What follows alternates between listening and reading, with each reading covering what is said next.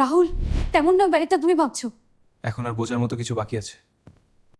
রাহুল, সেই রাতে তুমি যা দেখেছিলে, সোজা বল আসল সত্যিটা কি ছিল? রাহুল, তুমি সত্যি? আপনি তো কবির মেহতার মঙ্গিতর, তাই না? আমি বিয়ে করছি না। এইবার সিদ্ধান্তটা ভয় থেকে নিও না। যে রাতে রাহুল তার মায়ের চোখ বন্ধ করল, সেই রাতে শ্রেয়া অন্য কারো বাহুতে ছিল। আর সবচেয়ে যন্ত্রণার কথা হল, সে অন্য কেউ নয়, রাহুলের সবচেয়ে কাছের বন্ধু কবির ছিল। রাহুল সেই রাতে হাসপাতাল থেকে ফিরেছিল, চোখ ফুলে আছে, কাঁধ ঝুলে পড়েছে, হাতে মায়ের সেই শেষ ওষুধ, যা এখন আর কোনো কাজের নয়। সে সরাসরি শ্রেয়ার বাড়ি গেল, শুধু একবার তার কাঁধটা চাইছিল। কিন্তু দরজা খুলল, আর যা দেখল তা রাহুলের ভেতরের সেই মানুষটাকে মেরে ফেলল, যে কাউকে বিশ্বাস করতে জানত। শ্রেয়া আর কবির। রাহুল সেখানেই পাথর হয়ে গেল। শ্রেয়া ঘাবড়িয়ে বলল, রাহুল, এটা এটা তুমি যা ভাবছ তা নয়। রাহুল কিছু বলল না, সে শুধু ঘুরে গেল, দরজা বন্ধ করল, আর রাস্তায় হাঁটতে থাকল। কাঁদল না, চিৎকার করল না, শুধু হাঁটতে থাকল। কারণ ব্যথা যখন সীমা ছাড়িয়ে যায়, তখন চোখও কাঁদতে ভুলে যায়। রাহুল রায় কলকাতার একটা সাধারণ পরিবারের ছেলে। বাবা ছোটবেলায় চলে গিয়েছিলেন, মা একা মানুষ করেছিলেন, একটা পয়সা জমিয়ে পড়াশোনা করিয়েছিলেন। রাহুল মেধাবী ছিল, পরিশ্রমী ছিল, আর সবচেয়ে বড় কথা, সে বিশ্বাস করতে জানত। হয়তো এটাই ছিল তার সবচেয়ে বড় দুর্বলতা। শ্রেয়ার সঙ্গে পরিচয় হয়েছিল কলেজের শেষ বছরে। সে লাইব্রেরিতে বসেছিল, জানালা থেকে আসা রোদে কোনো বই পড়ছিল। রাহুল প্রথম দেখাতেই জেনে দিয়েছিল যে এই মেয়ে তার জীবন বদলে দেবে, কিন্তু সে জানত না কিভাবে বদলাবে। দুজনের মধ্যে ভালোবাসা হয়েছিল, গভীর, সত্যিকারের, অন্তত রাহুলের কাছে তেমনই মনে হতো। কবির সেন, রাহুলের ছোটবেলার বন্ধু। দুজন একই গলিতে বড় হয়েছিল। রাহুল কবিরের জন্য সবসময় সব করেছিল। কবিরকার ভাই ছিল, ছিল ৩ বছর। ৩ বছরে রাহুল নিজেকে ভেঙেছে, তারপর গড়েছে, তারপর ভেঙেছে, আবার গড়েছে। কিন্তু এবার যে গড়ে উঠল, সে আগের রাহুল ছিল না। আগের রাহুল আবেগী ছিল, এই রাহুল ঠান্ডা। আগের রাহুল মাফ করত, এই রাহুল মনে রাখত। আগের রাহুল চোখের জল ফেলত, এই রাহুল পরিকল্পনা করত। কলকাতা ছেড়ে সে মুম্বাই চলে গিয়েছিল। সেখানে একটা ছোট কোম্পানিতে কাজ শুরু করল। রাতে কাজ, দিনে পড়াশোনা। ১ বছরে ২টো পদোন্নতি, দ্বিতীয় বছরে নিজের কোম্পানি, নেক্সারা টেক। তৃতীয় বছরের মধ্যে নেক্সেরার মূল্য ৫০ কোটি পেরিয়ে গিয়েছিল। কিন্তু রাহুলের আসল লক্ষ্য পয়সা ছিল না, তার লক্ষ্য ছিল ফিরে যাওয়া, আর যা হারিয়েছিল তার হিসাব নেওয়া। একদিন তার পুরনো সঙ্গী বিকাশ ফোন করল, রাহুল, তুই জানিস কবির সেন এখন কলকাতার সবচেয়ে বড় জমির দালাল হয়ে গেছে, আর শ্রেয়া তার বাগদত্তা, আগামী মাসে বিয়ে। রাহুল ফোন রাখল। তার মুখে কোনো ভাব ছিল না, শুধু ঠোঁটের কোণে একটা হালকা, অনেক ঠান্ডা হাসি ছিল। আচ্ছা। রাহুল কলকাতায় ফিরল, কিন্তু এবার সে সেই গলির ছেলে হয়ে আসেনি যাকে সবাই চিনত। এবার সে এক অপরিচিত মুখ হয়ে এলো, যার হাতে কোটি টাকার কোম্পানি ছিল, আর চোখে এমন একটা উদ্দেশ্য ছিল যা কেউ পড়তে পারত না। সে প্রথমে কবিরের কোম্পানির খোঁজ নিল।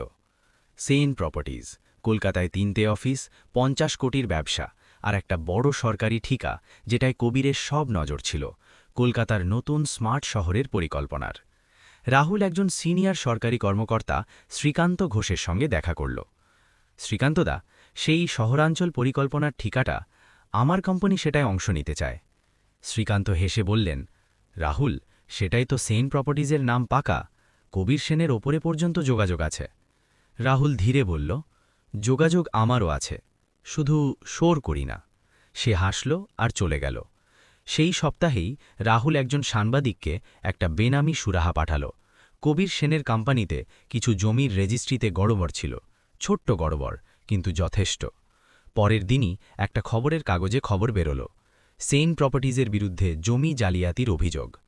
কবিরের অফিসে ঝড় উঠল। রাহুল শ্রেয়ার সঙ্গে দেখা করার কোনো চেষ্টা করল না। সে জানত শ্রেয়া নিজেই আসবে, আর সে এলো। একদিন সন্ধ্যায় একটা বড় ব্যবসায়িক অনুষ্ঠানে রাহুল সেখানে বিনিয়োগকারীর হিসেবে ছিল। গাঢ় নীল রঙের কুর্তা, শান্ত মুখ, আর সেই ঠান্ডা চোখ যা ৩ বছর আগে জলে ভরা ছিল। শ্রেয়া তাকে দেখল, আর একটা মুহূর্তের জন্য থেমে গেল। সে রাহুল, কিন্তু রাহুল নয়। সে কাছে এলো, রাহুল, তুমি এখানে? রাহুল তার দিকে তাকালো, একদম যেভাবে কেউ কোনো অচেনা মানুষকে দেখে। মাফ করবেন, আপনি? শ্রেয়া চমকে গেল। রাহুল, আমি আমি শ্রেয়া, ভুলে গেছ? রাহুল একটা হালকা হাসি দিল।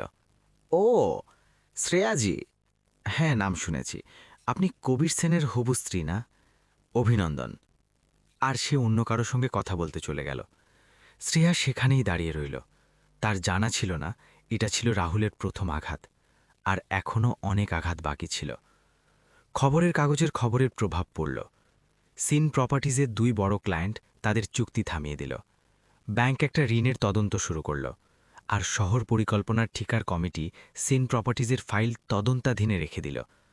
কবির বুঝতে পারছিল না হঠাৎ এসব কেন হচ্ছে। তার একজন বিশ্বস্তকে জিজ্ঞাসা করল, এসব কার কাজ? জবাব এলো, একটা নতুন কোম্পানি আছে, নেক্সারাটেক। তার মালিকের যোগাযোগ অনেক গভীর। কবির নাম জিজ্ঞাসা করল। মালিককে? রাহুল রায়। ঘরে নিস্তব্ধতা। কবিরের মুখ ফ্যাকাশে হয়ে গেল। সেই রাতেই সে শ্রেয়ার কাছে এলো। শ্রেয়া, রাহুল ফিরে এসেছে। শ্রেয়া আগে থেকেই জানত। তার চোখে একটা অদ্ভুত ভাব ছিল। ভয় নয়, বরং অন্য কিছু, যা সে নিজের কাছ থেকেও লুকিয়ে রেখেছিল। তো কি হয়েছে? সে কিছু করতে পারবে না। কবির তার চোখে তাকাল। শ্রেয়া, তুমি তাকে চেনো? সে চুপ থাকার মানুষ ছিল না, কিন্তু এই রাহুল অন্যরকম। শ্রেয়া মুখ ঘুরিয়ে নিল, কিন্তু মনে মনে সে জানত এই ঝড় এখনই শুরু হয়েছে, আর এখানেই গল্পে সেই মোড় আসে যা কেউ আশা করেনি। রাহুলের বন্ধু বিকাশ তাকে একদিন রাতে ডাকল। রাহুল, একটা কথা বলার আছে, আগে প্রতিশ্রুতি দে রাগ করবি না। রাহুল বলল, বল। বিকাশ একটা লম্বা শ্বাস নিল। সেই রাত, যে রাতে তুই শ্রেয়ার বাড়িতে কবিরকে দেখেছিলি, যা তোকে দেখানো হয়েছিল সেটা সত্যি ছিল না। রাহুলের চোখ শুরু হয়ে গেল। মানে? মানে হলো যে কবির সেই রাতে শ্রেয়ার বাড়িতে সেই কারণে ছিল না যা তুই ভেবেছিলিস। সে ছিল কারণ শ্রেয়া সেই রাতে বিষ খেয়েছিল। সে নিজেকে কষ্ট দেওয়ার চেষ্টা করেছিল। কবিরের কানে পৌঁছল, সে ছুটে গেল, সে তাকে বাঁচিয়েছিল। রাহুলের শ্বাস থেমে গেল। কিন্তু কিন্তু ওরা দুজন। রাহুল, তুই যা দেখেছিলিস সে ছিল একজন ঘাবড়ানো বন্ধু যে একটা মেয়েকে বাঁচাতে চেষ্টা করছিল। শ্রেয়া সেই রাত ভেঙে পড়েছিল, কারণ তার বাবা মা তাকে তোমার থেকে দূরে করতে বাধ্য করেছিলেন। তার বাবা বলেছিলেন যে রাহুলকে বিয়ে করলে বাড়ি থেকে বের করে দেবেন। শ্রেয়া তোমাকে বাঁচাতে নিজেকে ভেঙেছিল, আর তুই সেই রাতে সব ভুল বুঝে চলে গেলি। রাহুলের চোখ বুজে গেল। 3 বছর, 3 বছরের রাগ, 3 বছরের ঘৃণা, 3 বছরের পরিকল্পনা। আর সত্যি ছিল এই যে সে যাকে শত্রু মনে করেছিল সে ছিল তার সবচেয়ে বড় হিতাকাঙ্ক্ষী, আর যাকে ভুলে গিয়েছিল সে তার জন্য মরতে বসেছিল। রাহুল সেই রাতে ঘুমাতে পারল না। পরের সকালে সে বিকাশের কাছ থেকে শ্রেয়ার ঠিকানা নিল। সে তার বাড়িতে গেল, দরজা ঠকঠক করল। শ্রেয়া দরজা খুলে রাহুলকে দেখে পাথর হয়ে গেল। রাহুল বলল, ভেতরে আসতে পারি? শ্রেয়া চুপ রইল, তারপর ধীরে সরে গেল। রাহুল ভেতরে এলো, বসল, আর সরাসরি চোখে তাকিয়ে জিজ্ঞেস করল, সেই রাতে কি হয়েছিল? শ্রেয়ার চোখ ভরে উঠল। তুমি এখন জানো? তোমার মুখ থেকে শুনতে চাই। শ্রেয়া একটা লম্বা শ্বাস নিল। আমার বাবার তোমাকে পছন্দ ছিল না রাহুল। তার মনে হতো তোমার কাছে কিছুই নেই। তিনি আমাকে বললেন, হয় রাহুলকে ছাড়ো, নয়তো বাড়ি ছাড়ো। আমি ভয় পেয়ে গেলাম, দুর্বল হয়ে পড়লাম। তোমাকে বলার বদলে নিজেকে শাস্তি দেওয়ার কথা ভাবলাম। সেই রাতে ঘুমের ওষুধ খেলাম। কবিরের কোনোভাবে জানা হলো, আর সে এলো। সে আমাকে বাঁচালো। তার গলা কাঁপছিল।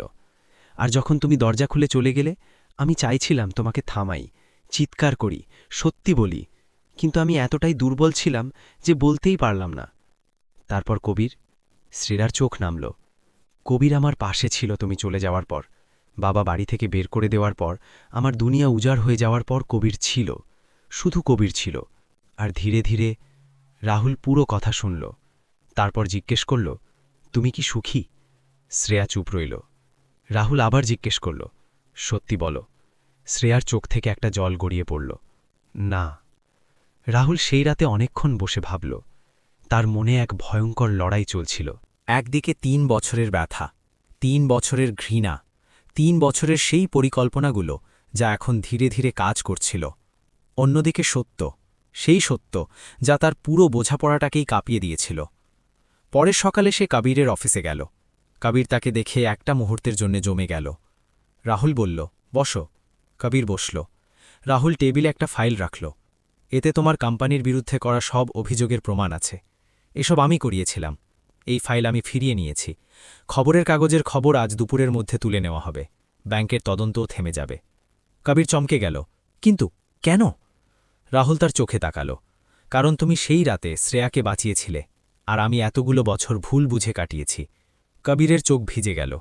রাহুল, আমি সেই রাতে চেয়েছিলাম তুমি থামো, চেয়েছিলাম সত্যি বলি, কিন্তু তুমি চলে গেলে, আর তারপর তুমি আর মিলেই গেলে না। রাহুল বলল, জানি। দুজনের মাঝে একটা দীর্ঘ নিস্তব্ধতা রইল।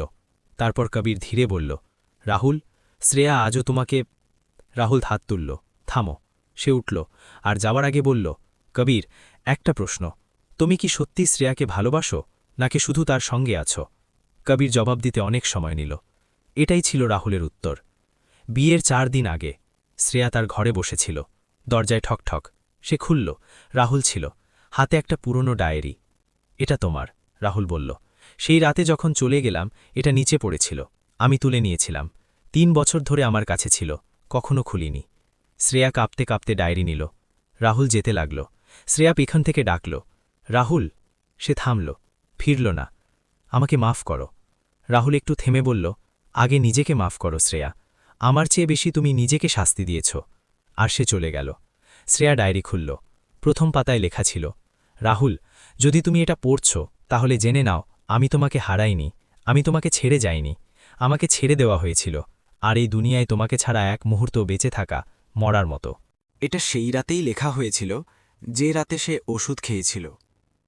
শ্রেয়ার চোখ বেয়ে জল ঝরল। সেই সন্ধ্যায় কবির শ্রেয়ার কাছে এলো। হাতে বিয়ের কার্ড। সে সেই কার্ড টেবিলে রাখল। শ্রেয়া, আমাকে একটা সত্যি বলতে হবে।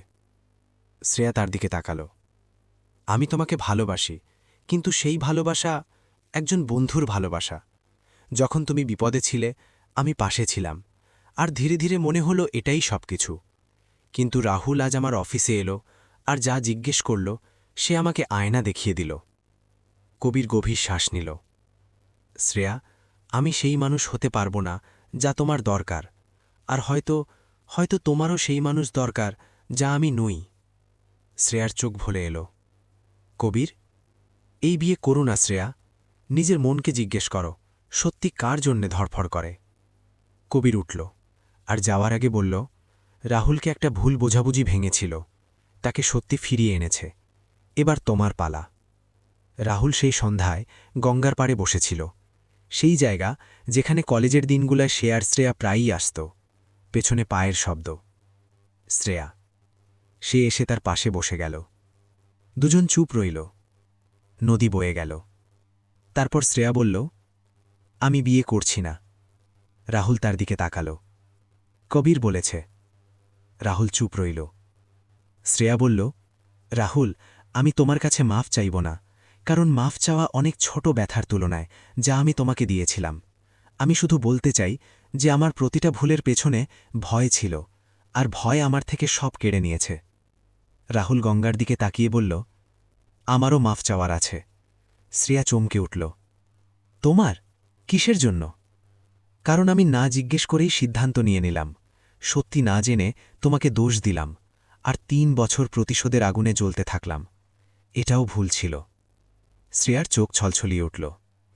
রাহুল তার দিকে তাকাল। শ্রেয়া, আমি সেই রাহুল আর নেই যাকে তুমি চিনতে, কিন্তু হয়তো এই নতুন রাহুল আরও ভালো। তুমি যদি চাও তাহলে আমরা নতুন করে শুরু করতে পারি। কোনো প্রতিশোধ নয়, কোনো পুরনো হিসাব নয়, শুধু একটা নতুন শুরু। শ্রেয়া তার চোখে তাকাল। সেখানে রাগ ছিল না, ব্যথা ছিল না, শুধু একজন মানুষ ছিল যে ভেঙে আবার উঠে দাঁড়িয়েছে। হ্যাঁ, শ্রেয়া ধীরে বলল। নদী বয়ে গেল। সন্ধ্যার আলো জলের উপর ছড়িয়ে পড়ল, আর দুটো ভাঙা মানুষ একসঙ্গে পূর্ণ হওয়ার চেষ্টায় লেগে গেল। কিন্তু থামুন, এই গল্প এখানে শেষ হয় না, কারণ রাহুল যে পরিকল্পনা করেছিল তার একটা শেষ অংশ এখনও বাকি ছিল। সেই অংশ যা শ্রেয়ার সেই বাবার জন্য, যিনি একটা মেয়েকে ভয় দেখিয়ে তার জীবন ভেঙে দিয়েছিলেন। রাহুল তাদের কোনো ক্ষতি করেনি, সে শুধু তাদের সামনে একটা আয়না রেখে দিল। সে শ্রেয়ার বাবাকে একটা চিঠি পাঠালো। তাতে লেখা ছিল, শ্রদ্ধেয় কাকাবাবু, আপনার মেয়ে সেই রাতে মরতে মরতে বেঁচেছিল, তার দোষ ছিল শুধু এটুকু যে সে কাউকে ভালোবেসেছিল। আপনি তাকে ভয় দেখিয়েছিলেন, তাকে ভেঙে দিয়েছিলেন, আর তাকে তার নিজের বাড়িতেই একা ছেড়ে দিয়েছিলেন। আমি আপনার কাছ থেকে প্রতিশোধ নিতে আসিনি। আমি শুধু জানাতে এসেছি যে শ্রেয়া ভালো আছে, সে সুখী আছে, আর এই সুখ তাকে আপনি দেননি, সে নিজে পেয়েছে। যে সম্পর্ক আপনি ভয় দিয়ে ধরে রেখেছিলেন সেটা কখনো সম্পর্ক ছিল না। যখনই আপনার মেয়ে আপনাকে মাফ করার মন তৈরি করবে তখন দরজা খোলা রাখবেন। রাহুল। শ্রেয়ার বাবা সেই চিঠি পড়লেন আর প্রথমবার কাঁদলেন। জীবন অনেক অদ্ভুত। যে মানুষ আমাদের সবচেয়ে বেশি ভাঙে কখনো কখনো সেই আমাদের সবচেয়ে শক্তিশালী করে। রাহুল প্রতিশোধ নেয়নি, সে সত্য খুঁজেছিল। শ্রেয়া মাফ চায়নি, সে নিজেকে মাফ করেছিল। আর কবির সবচেয়ে বড় কাজ করেছিল, সে নিজের সুখ অন্যের সুখের জন্য ছেড়ে দিয়েছিল। এটাই আসল শক্তি, এটাই আসল প্রতিশোধ। নিজেকে আরও ভালো করা, আর যে তোমাকে ভাঙুক তাকে দেখানো যে ভেঙেও তুমি দাঁড়িয়ে আছো। আপনি এই গল্প ভারতের কোন শহর থেকে দেখছেন নিচে মন্তব্যে অবশ্যই জানান। যদি রাহুলের জায়গায় আপনি থাকতেন, আপনি কি শ্রেয়াকে মাফ করতেন? আপনার উত্তর লিখুন। আপনার কি মনে হয় এই গল্পের দ্বিতীয় পর্ব হওয়া উচিত? যদি হ্যাঁ, তাহলে বলুন সামনে কি হওয়া উচিত। এরকম আরও গল্পের জন্য আমাদের সঙ্গে যুক্ত থাকুন। এই সফর একা নয়, আপনাদের সবার সঙ্গে।